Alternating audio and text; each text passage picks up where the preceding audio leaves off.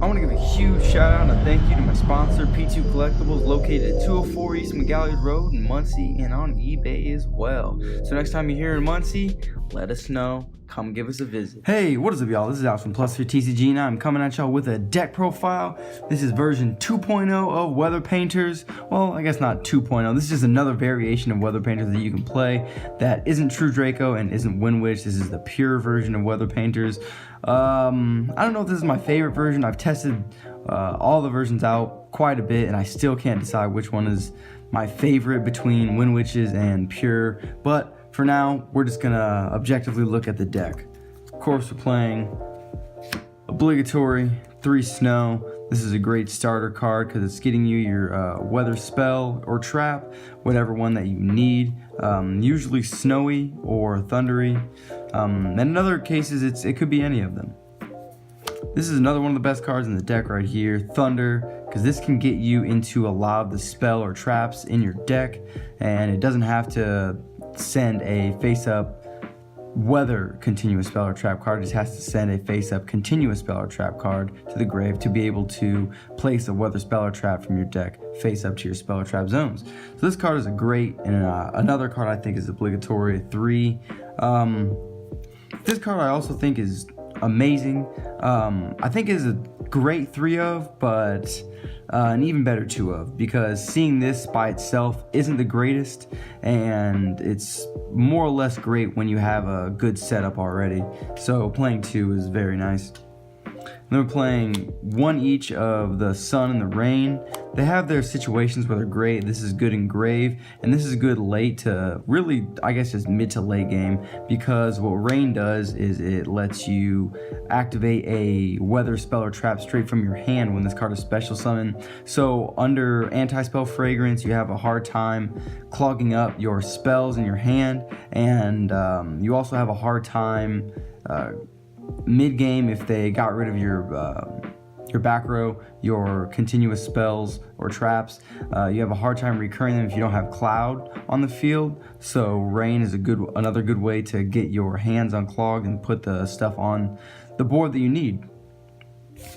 So that's 10 painters. I don't play the Green Girl just because it's not the greatest. You can search and tribute it, I guess, but not my favorite way of playing the deck. I do really like Hecatrice though, because this card allows you a 2-card combo where you can open this and Thunder, and that's a pretty neat hand you can do. I think someone in the comment section told me about that combo, which I really like. 3 Ghost Ogre, 3 Ash, just pretty standard hand traps to be playing. I guess you could play Cherries if you'd like, or you can switch it out however you would like, because these are still really, really expensive. Onto the spells, playing 3 of these, 3 snowy, because this is one of the best starter cards, early game cards to have, because this can get you any card that you need, and it also allows you to save your monsters, because if they try to board wipe or even get this card off the field, you can just tag your stuff out and still get the effect before they get rid of this or get rid of your monsters. Same with all the canvases, really.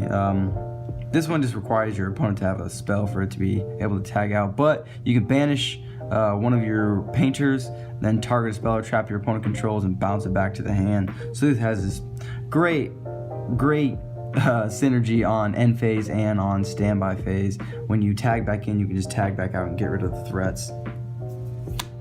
Cloudy, this one is iffy, but I think it's necessary to play because the other ones aren't the greatest.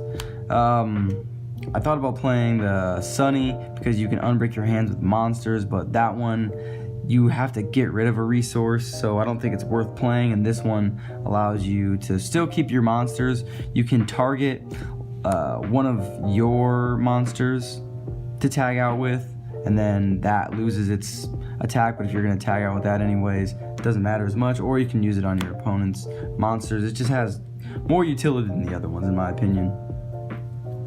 Then we're playing 3 Scapegoat, Spicy Tech. So because this deck is, I guess not even a spicy tech, because it's pretty standard for any deck that doesn't have a good setup at the beginning of the, or like, by good I mean a big setup.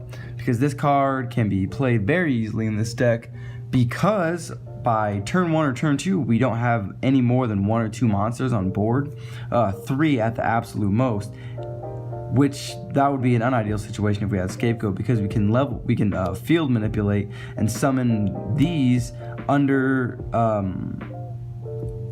their effects while they're in banished. The only problem with that is you potentially could be losing 2 or just 1, which isn't that bad, especially when you are summoning YUGIOH with this card, and that's just usually worth it. And we're playing Valhalla as well, 2 Hecatrice, 2 Valhalla. The consistency is pretty good there. 1 Monster Reborn because it's sacky and great. Pot of Desires at 2. Could see playing this at 3, but I'm just... Deck size isn't like tight or anything, it's just I don't see 3 Desires as necessary, or I could just be a coward because I don't want to banish this card. Thundery is such an amazing card in this deck, being able to, at the start of the damage step, battling a monster, banish your card and then return that monster back to the hand. It's a very good card because you can clear big boards very easily with this, if you have multiple monsters, of course. And then this definitely helps you get there. Anti-spell Fragrance. The fact that you set your spells straight from deck and sometimes straight from hand, or not set, you activate straight from hand or straight from deck, you can very easily utilize this card. And then 2 Drowning Mirror Force for the times where you are able to tag out everything, have an open board, and bait them into attacking your clear board, or when you use Cloudy's effect and they can attack directly, you can bait them with this as well. It's just great because Cloudy just has multiple uses, and that's why I think it's worth playing 2 of. That's 40 card main deck. Extra deck starting, of course, with Weather Painter Rainbow. You're only summoning 1 of this, and if it gets solemned or if it gets off the board, tough shit, I guess. This card isn't like...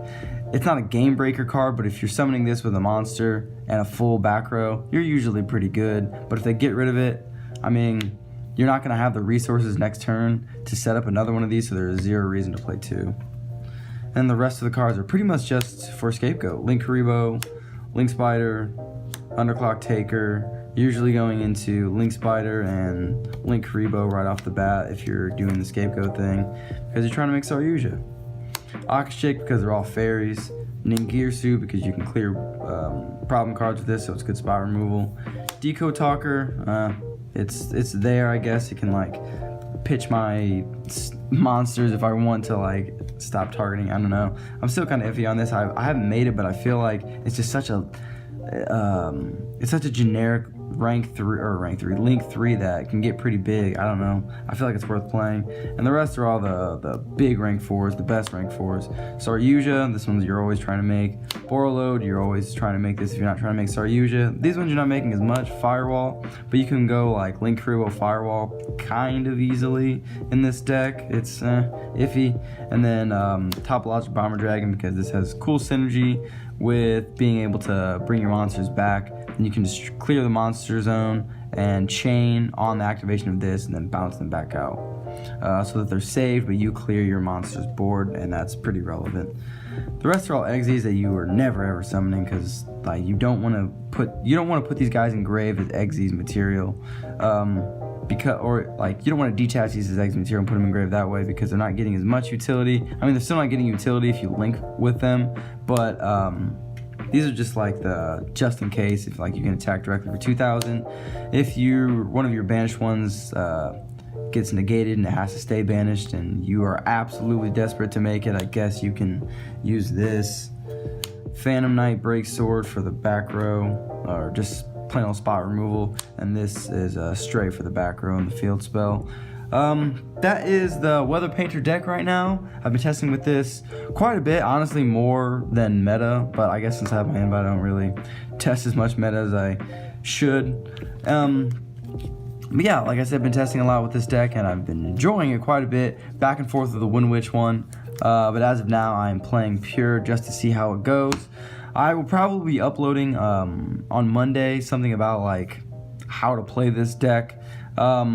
hopefully you all are interested in that, because I know some people asked about it, because this deck is kind of under the radar. No one really knows what it does, and I'm hoping that I can cover a lot of material in the video. Let me know what you think about the deck profile down in the comment section below. This is Alex from Plus3 TCG signing out, y'all.